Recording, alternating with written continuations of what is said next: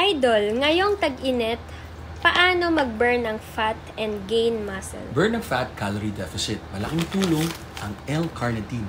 Kasi L-carnitine, tinatransport niya yung fats ng katawan natin sa mitochondria, sa powerhouse ng cell para gamitin as energy, fuel. So, malaking tulong ang L-carnitine. Nakakataas rin ang natural testosterone, good for circulation, at dinadala niya yung nutrients sa muscle stores.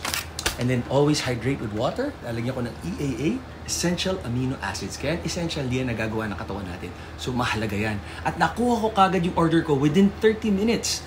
Tumawag lamang kayo sa Supplement Kingdom or i-DM nyo sila sa mga social media nila and hanapin nyo lang si Kuya Kevin Orubiada. Yan, si Virgilio. Yan, guaranteed 100% legit products, 100% quality. Tama kayo, mali ako. I'm not your doctor. Do what works for you. Stay hydrated. Ngayon, tag-init. Iwasan ang heat stroke.